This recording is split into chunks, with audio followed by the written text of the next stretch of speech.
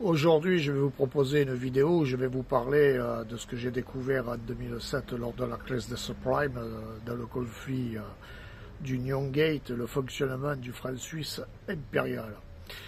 Alors en fait, ce qu'ils ont fait certains banquiers des cellules offshoring qui dépendaient de la banque UBS, Crédit Suisse et de la HSBC Private Bank, ils ont fait un truandage des ratios et ils ont inventé ce qu'on appelle le franc suisse impérial. Concrètement, c'est quoi? Eh ben, la Suisse, en fait, quand elle blanchit de l'argent, quand elle a par exemple des liquidités qui ne sont pas déclarées dans le monde, elle va fonctionner avec le franc suisse impérial. Ça veut dire que quand vous avez par exemple un billet de 100 francs suisses, au niveau de l'immatriculation, s'il est en franc suisse impérial, ça veut dire que le billet, il peut en vérité, en unité de mesure, avoir une valeur qui peut être par exemple de 10 millions de francs suisses. C'est pour ça que beaucoup de personnes, et notamment les services fiscaux en Europe, ne se sont fait avoir. Ça veut dire que quand un ressortissant suisse, par exemple, il va poser 100 francs suisses dans une banque du réseau au niveau international, en réalité, l'immatriculation du billet a un ratio et au niveau de l'enregistrement, au niveau de la Banque centrale de Suisse, ce billet a une valeur bien plus importante que ce qu'en réalité il est. Donc cette magouille a été découverte en 2007 et il faut savoir qu'on est à l'époque aussi où il y a le fameux tampon vaginal UBS.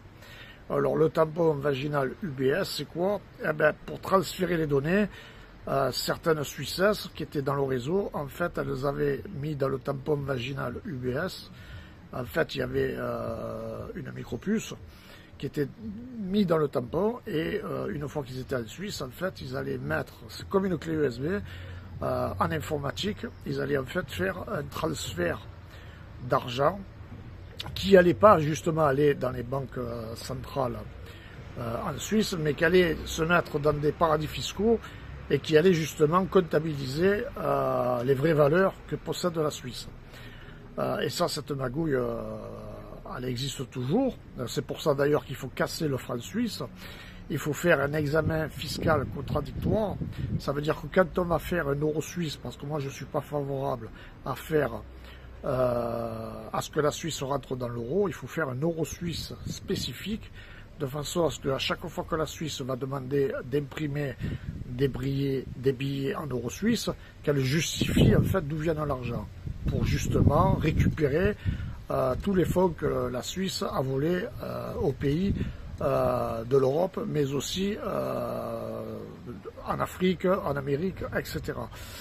Il faut savoir que moi j'ai fait un audit, et nous avons fait un audit avec mes relations à l'époque. Depuis, on s'est arrêté en 1945, il faut savoir que rien que la France, elle a perdu en recettes fiscales 77 000 milliards d'euros de recettes fiscales avec le blanchiment. Donc c'est super important.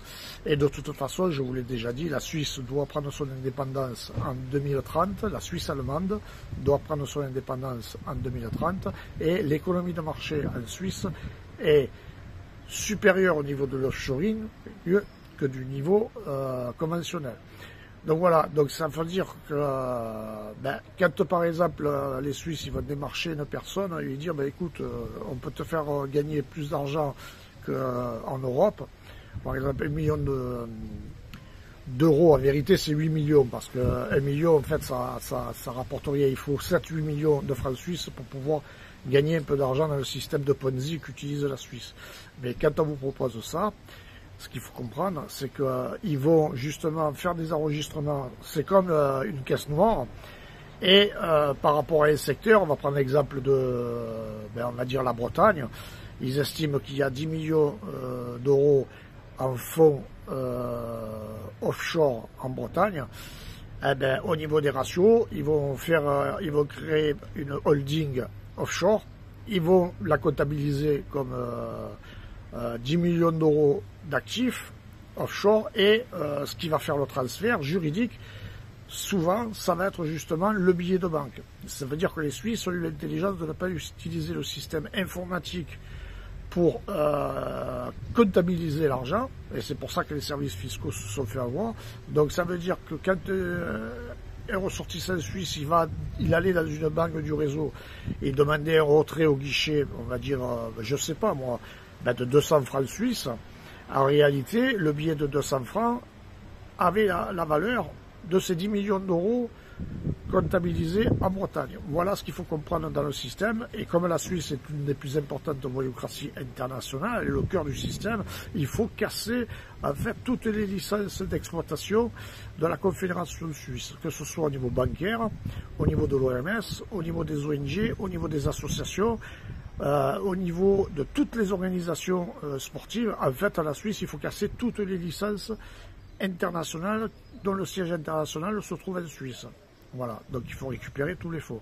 Et ça, justement, c'est techniquement difficile à faire parce que la Suisse, comme je l'ai dit, elle pratique énormément de terrorisme, elle riposte souvent. Donc le fonctionnement du franc suisse impérial, c'est ça. C'est ça qu'il faut comprendre. Comme quoi, l'intelligence, quand elle est bien faite, elle peut faire de gros dégâts. Allez, passez une bonne journée.